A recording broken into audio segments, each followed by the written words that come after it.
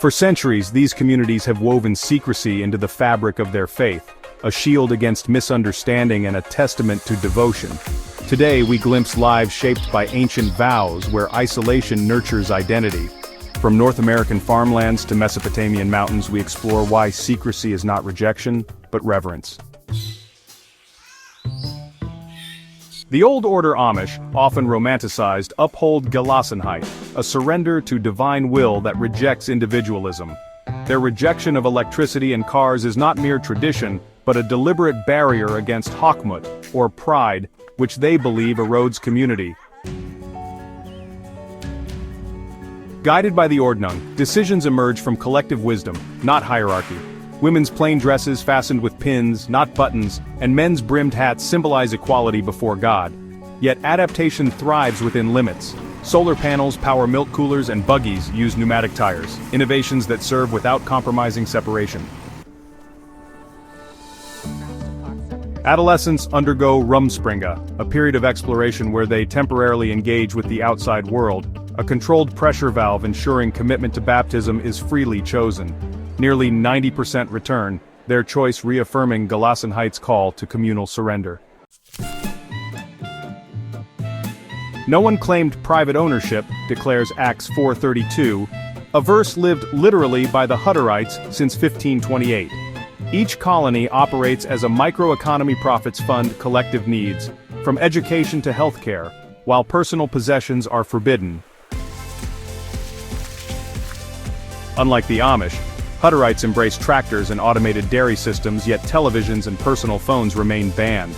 Their German dialect, Hutterisch and hand-sewn Tichel, or headscarves, guard cultural continuity. With colonies doubling every 16 years, their model thrives, proof that radical communalism can endure. In 2024, Montana's Hutterite colonies generated $365 million in economic output, while maintaining a birth rate 3 times the U.S. average, a paradox of tradition thriving within modernity. Persecuted as devil worshippers for their veneration of Malak Taus, the Yazidis' survival hinges on secrecy. Their oral traditions, never written, encode a cosmology where the world is healed through 7 holy beings, a truth guarded even from most adherents. After ISIS slaughtered 5,000 Yazidis in 2014, survivors like Nadia Murad turned global advocate, yet the community's esoteric rituals, like the annual Samaye pilgrimage, remain closed to outsiders.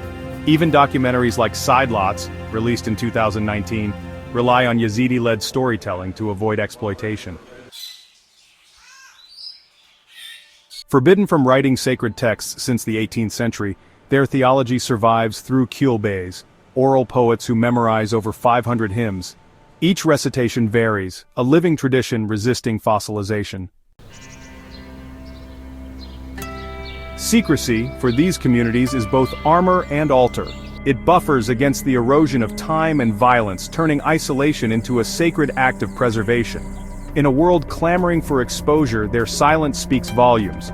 Some truths are too fragile for spotlights, too vital to be lost.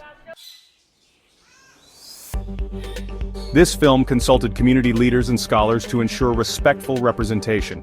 No sacred rituals were filmed without consent. Which hidden community challenges your assumptions? Engage respectfully in the comments.